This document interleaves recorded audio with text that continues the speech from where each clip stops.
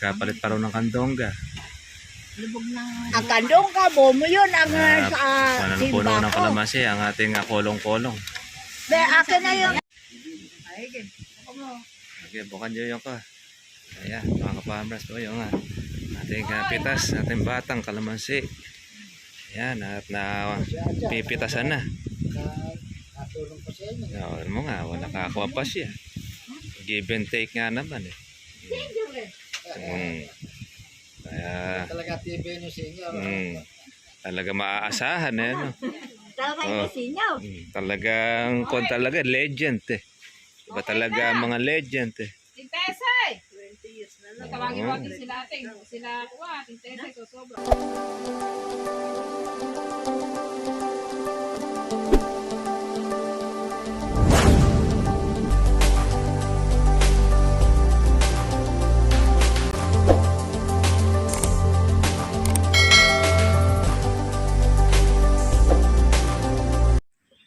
Naku po, ayan. Napakarami po na lumulusot na bulaklak mga katribya. Mula po noong natubigan po natin itong ating batang kalamansi. Ayan. Ayan. Medyo delay po tayo mga ka-farmers ito ng ating pong alaga. Dahil mahirap po natin na pagsabay-sabayin ang ating mga bulaklak at bunga. Dahil at least po yan, bawat buwan, meron tayong mapipitas ng ating bunga ng kalamansi. Kasi sabay-sabay yan, kung natsyempuhan ka doon sa mababa, wala kang pambawi. At least, ito, meron tayong magiging pambawi. Anumang oras, anumang presyo, ang abutan po natin sa ating kalamansi, sigurado, tatamaan natin dahil bawat buwan, meron tayong makukuhang bunga. Ito, itong labas po ng ating bulaklak na ito, maaaring ito ay July na. Yung ating mga bulaklak na maliliit. Pera pa po iba nating mga bumuka na. Ayan, dito po tayo sa ating bagong farm, mga ka-farmers. Ayan, shoutout po natin ang ating po mga katribya. Papapitas po tayo ng ating kalamansi. Kahapon mga ka-farmers ay nakalabing-anim na red bag ang nakuha po dito. Hindi po sila po natapos dahil umulan. At nahinto po yung kanila pong pagpitas. Ngayon, tutuloy ngayon, baka sakali makakuha pa sila ng 10 para pandagdag naman natin ito sa pang-alaga po sa kanya. Kaya ganyan po ang mga kalamansi natin. Ayan, 1 taon at 8 buwan ang ating kalamansi na ito at pinag-harvestan na po natin mga katribya. Yan, nakukuha na po natin dito yung ating ginagastos sa kanya. Dahil lalo na itong mga maliliit na mga bulaklak.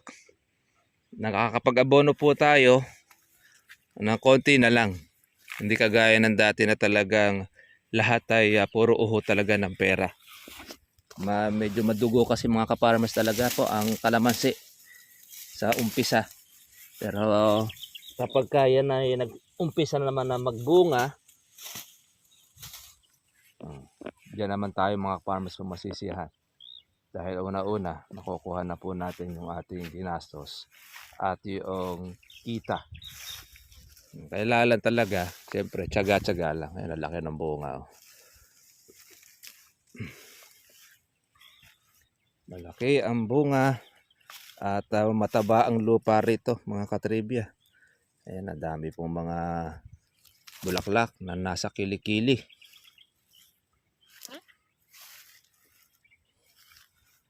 Galit na galit ay mamumuti ito sa bulaklak.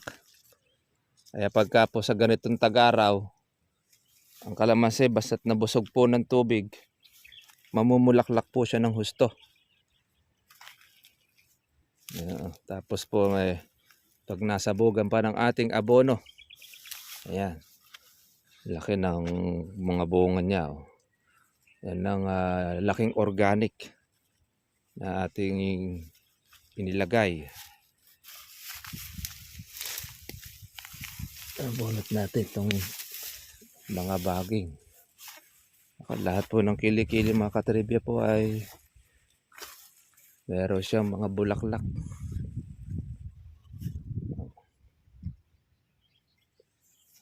Yung pong mga nasa mataas na yon, hindi na po natin siya puputulin.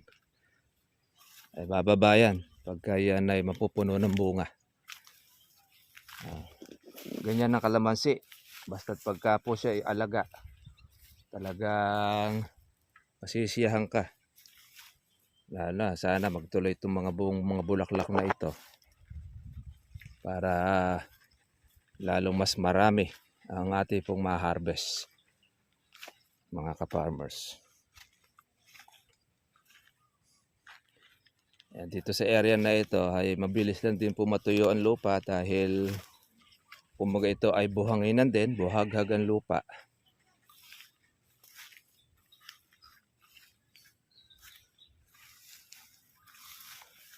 Ayan, napakakapal po ng bulaklak na ito, mga ka-farmers. Ayan po ang inaalagaan po ng ating mga kasama.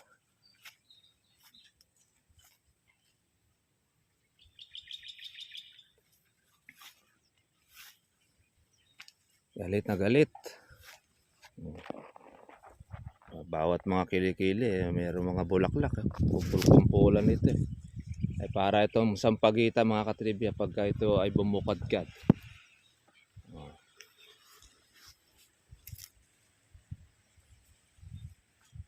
Nakatikim siya ng busog na tubig, tsaka ng ating abono. Kondisyon na kondisyon. Kahit na siya ay berdeng-berde, nagpo-produce pa rin siya talaga na marami pong mga bulaklak. Hindi na po natin ito, mga farmers po, tinigang. Dahil hindi po matitigang dahil minsan ay nag-uulan. Sa pataba at saka doon na lang sa ating foliar ang ating pong ginawa. Ayan, grabe ng bulaklak na yan. Shoutout po natin ang ating pong mga ka-farmers sa iba't ibang lugar. Ngayon ay tuloy pa rin po ang tensyon o gera sa Middle East. Ang pagbobomba. Kaya ang ating pong mga kurudot gasolina bumulusok ang taas ng presyo. Kaya apektado po talaga lahat, pati ang ating pong mga pananim. Lahat ng mga gumagamit ng mga kurudot gasolina sa pagpapatubig. Lahat yan. Tayo po kasi rito, mga ka-farmers, halos ilang container ang nauubos natin dito. 3 container para mapatubigan natin yung 2.7 hectares. Kaya medyo madugo dahil meron pa tayo dun sa isa. Napakarami, halos maaabot po ng mga 5 container ang ating pong patubig. Lalo ngayon na tumaas, naging 80, iba yung 90. Ay nako, talagang yung pong ipipitas natin dito, yung mga ma-harvest niya ay halos puro sa kurudo lang mauuwi. Kaya ngayon ay limitado pa. Limitado pa po ang kuha natin, pagbibili ng kurudo. Hanggang 2,000 lang ang limit. Pag sumobra na doon, hindi na magbibigay po ang mga gasoline station. Kaya grabe. Ang sabi nila halos daw 2 buwan pa raw aabot ang gera. Matindi pa po yung patubig natin. Itong 1 buwan ng Marso, pati na rin po ang buwan ng Abril, yan po ang mga kainitan. Grabe, baka mangyari niyan halos linggo-linggo ang tubig po natin. Sa tindi rin po ng init. Kaya obligado tayo na mag-ipon ng ating pambili ng kurudo sa tindi po ng presyo. Masakla po nun, yung ating pong mga gulay, patuloy pa rin po ang pagbaba ng presyo. Kaya kawawa po ang mga farmers. Mabababa ang presyo ng mga gulay natin. Pero yung mga bilihin, sigurado magtataasan yun, lalo na po yung mga nabibili natin sa mga grocery.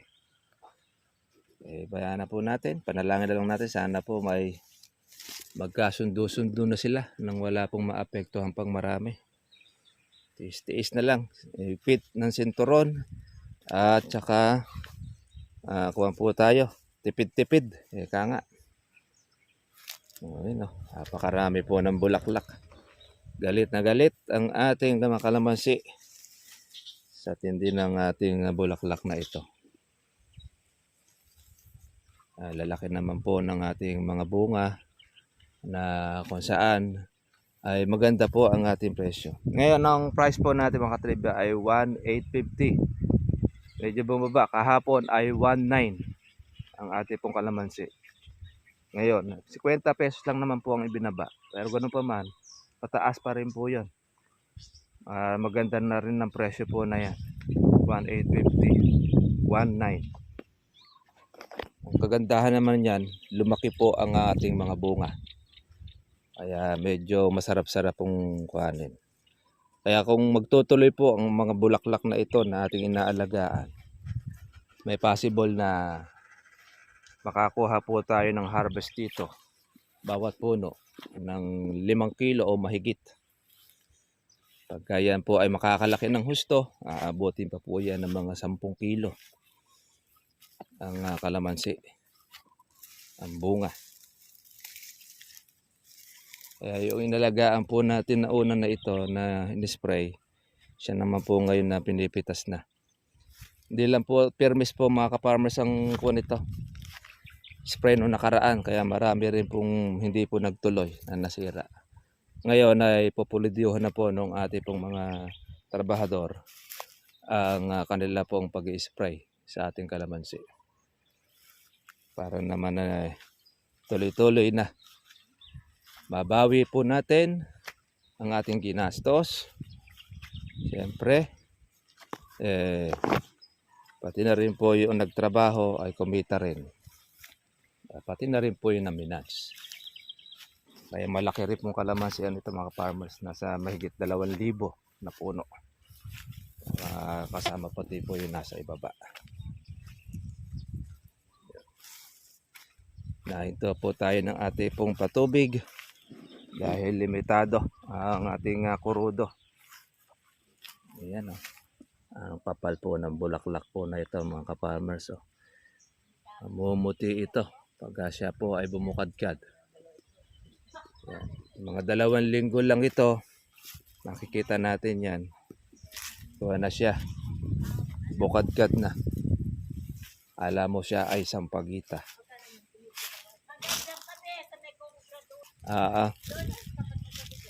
Do kayo nakapitas.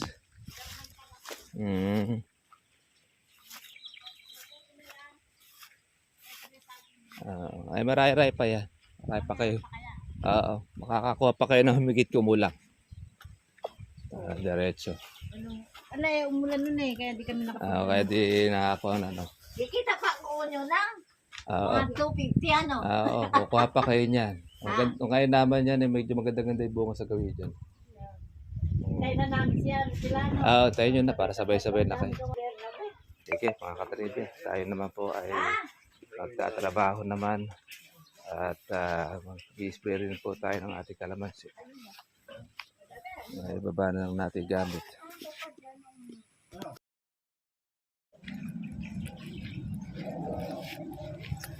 Lahat na mga kilikili meron eh. Galit na galit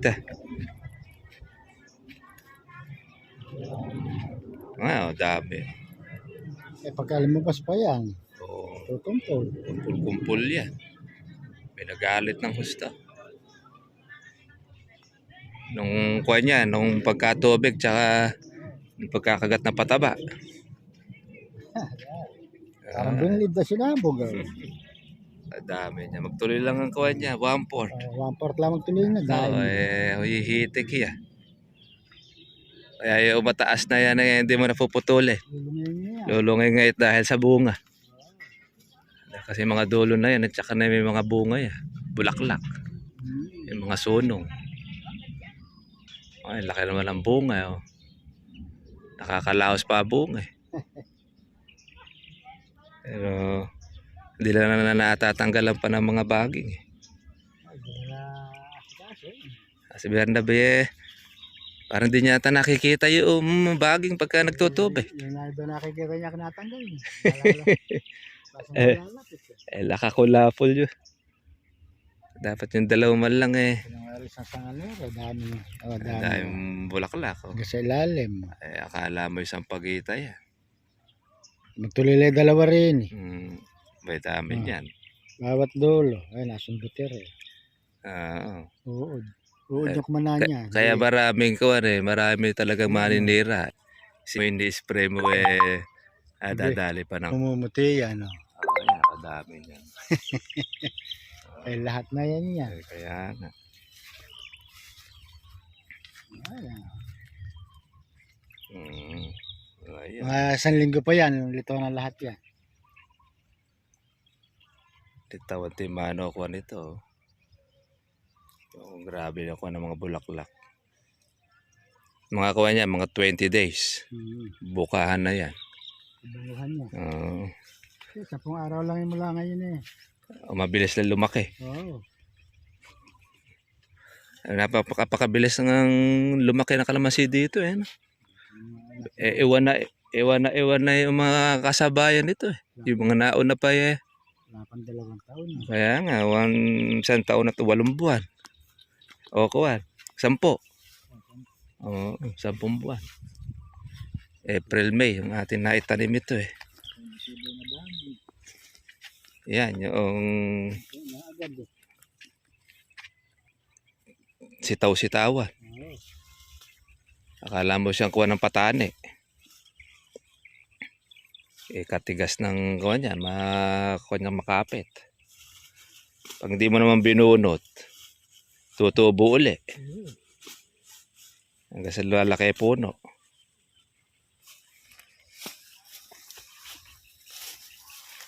Gano'ng kalaki yan eh. Para ka nakikipagbuno.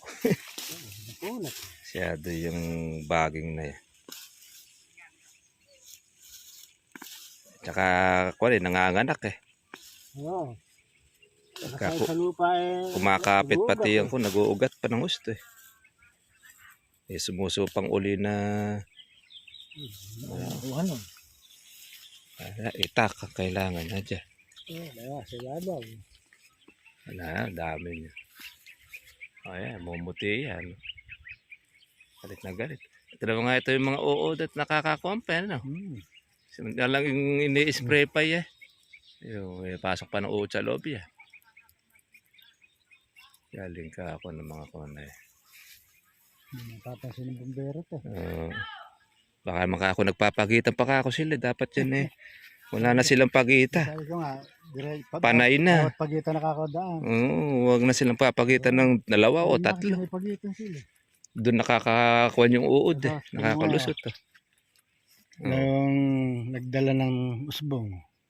Pagkakanya, labasan ng bulaklak yan. May kasamang bulaklak yung usbong na yan.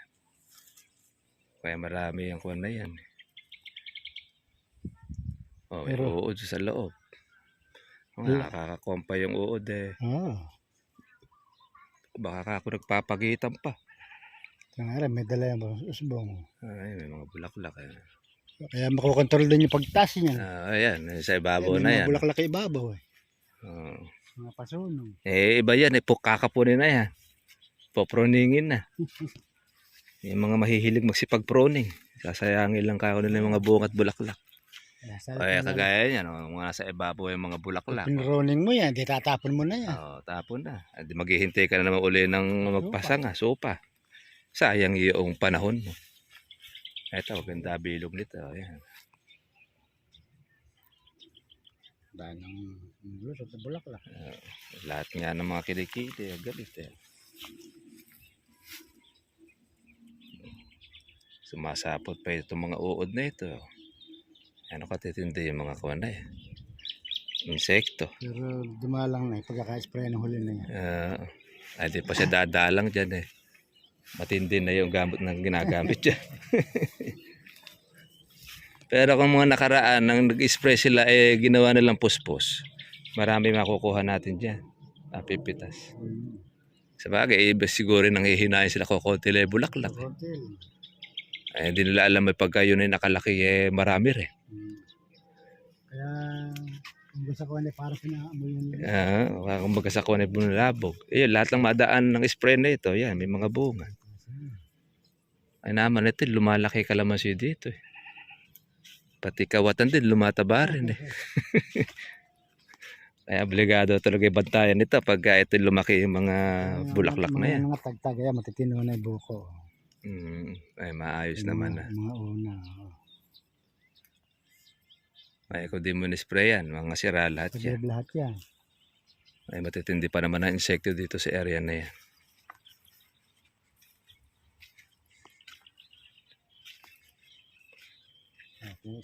Sbongere, dahil. Ay, punong-puno ng bulaklak, eh. Mga sopa nga may mga sonong. Iba yung mga buko na. Lalo rito sa may katawan niya. Lahat, yung kagandahan niya, lahat ngayon may mga bulaklak yan. Parehas. Hindi kagaya dati na anda-anda. Ayan, may bulaklak lahat. Ayan, no. Lahat ng mga sopang. Oh. Ay, parang kuwan niya. Sampagita. Sampagita kuwan dito.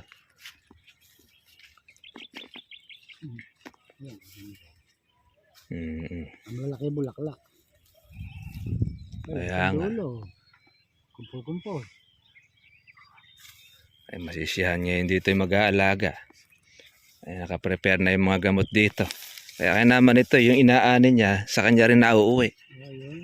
Oo, di na sariling bulsa. Yung dadali natin. Napaka itim na nung kalamansi. Oh. Ito yung ginagawang daanan eh. Itong gitna na ito eh. Hindi, pagka nasarado sa bunga dun eh. Oo, para makuha na sila rito. Dahil makukuha na yan. Dahil pong bulaklak. Oh. Tapos may marami pa mga buko. Dapat pala rito isang araw pagtatanggalin nila lahat ng bagay. Kung hindi mababalutan yung mga bulaklak niyan. Tabunan niya. Kaya nga, maiinis ang kalamansi. Kaya kung niya nilalagot yung lebag, hindi na pwede bakbakin niya. Oo, hanggang sa malanta na lang yan. Lalabas yung bulaklak kasi niyan, kakalis na. Lalo kung medyo malalaki na yung bulaklak. Medyo maliliit, medyo okay pa. Bagay, pagka natuyo naman kusa na siyang naaagnas eh. Kaya lang, medyo pangit niya lang. Karain ito. Lahat ng mga buko. Tapat ito na saklong nila. Oo, yung lahat ng mga tinatamaan nila na spray. Ang tira kasi nila, pag dumaan dito sa pagitan na ito. Doon sa pangalawa na yun. Wala nang dadaan doon, sa kabila na yung dadaan. Ayun niya. Ganun lang ginagawa na. Hindi nakaabot yung spray nila. Tirang kawan eh. Tirang buti lang sa hindi. Buti sa paamboy nga lang. Kaya naman, nakakasingit naman yung insekto. Kaya naman, lahat ng mga tinatamaan nila, maganda bunga eh. Pero pagka panay yan, ay maraming magiging bulaklak at kuwan. Makukuha na Abril ito. Yan. Yung Abril ngayon ng medyo kuwan yan. Sisipa sigurado presyo niya. Abril yan. Oo. Ito, Mayo na ito. Yan, yung mga gasares at yung mais. Tapos, ito mga bulaklak. Mga June na ito. June, July. July, ayan. Oo. Kaya ayaw mo ito. Continuous eh. Kaya sa July, tagulan na rito. Hindi. Minsan tagulan na September eh. Ay, sa bagay. July yan, patubig po tayo kami. Kaya makukuha na natin ito. Baka maganda pa yung daan natin. Hindi, pagka natuloy yung plano yan. Matamba ka lang ng mga batot buhangin yan eh. Mga grabe. Makukuha yan. Kaya ngayon ngayon ang puspos ngayon ang alaga nito. Ay, dahil bulaklak.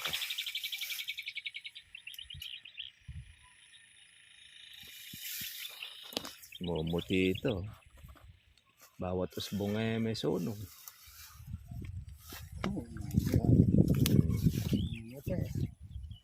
Sigurado ito ay. Puting-puti.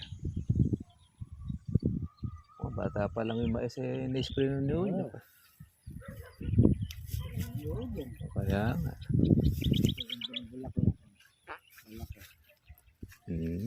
Kaya maganda yan, mga matataba.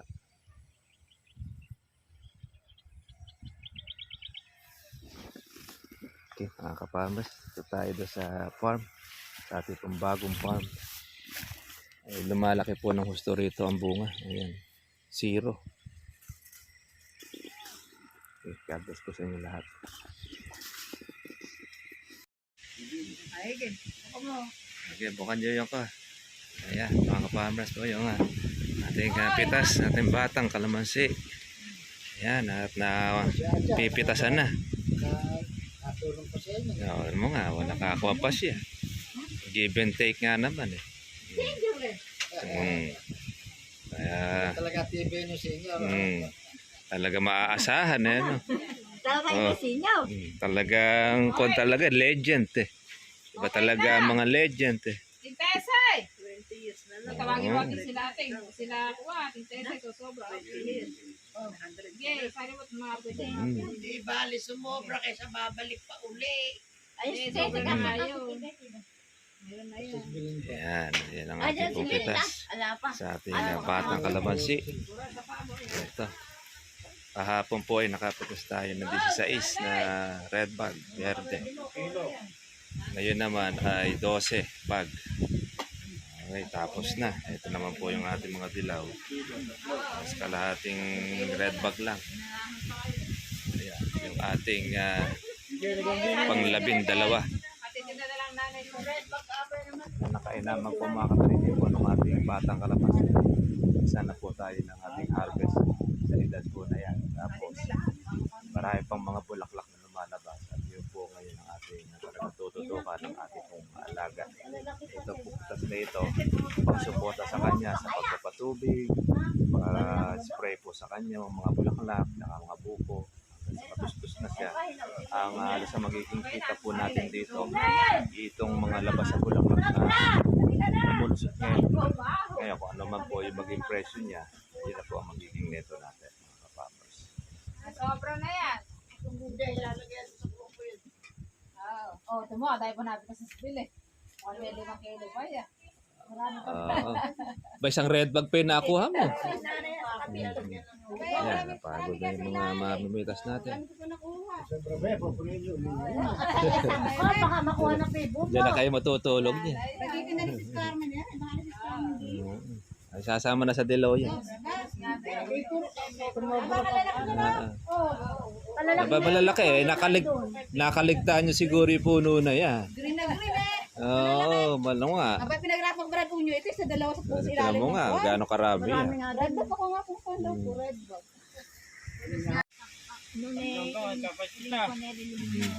Kapalit pa rin ng kandongga. Ang kandong ka mo yun ang sa Ano na puno ng kalamansi, ang ating kolong-kolong. Be, akin na yung yung Ayun, damit. yung tatlo. Ay, naku naman. Sa motor. Sa akin naman itong Wala na. pasaheros.